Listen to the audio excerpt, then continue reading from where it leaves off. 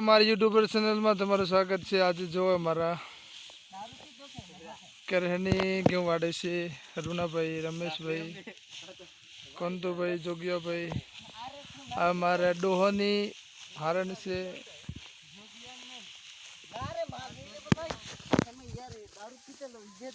વિડીયોને શેર કરો, લાઈક કરો, કોમેન્ટ કરો અને ચેનલને સબસ્ક્રાઈબ કરો। આ અમારા કોંતુભાઈ, આ જોગિયોભાઈ, પેલો માલજી। ફટાફટ વાડો, કાપીશ દિયો તમે તમારા આડુસ પાડી દિયો।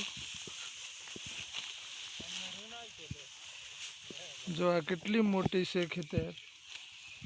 આ ડોહોની હરણ આ એમાં ડોહો કોંતુ જો આટલા બાકી રહી ગયા છે, પેલા એટલા કાપી દીધા છે।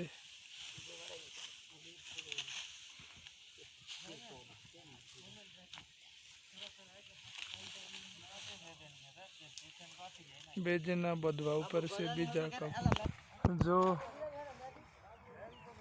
પેલી બાજુ એટલું કપાઈ ગયું છે।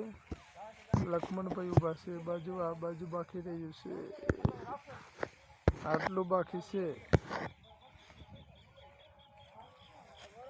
આ મહેનતનું ફળ છે।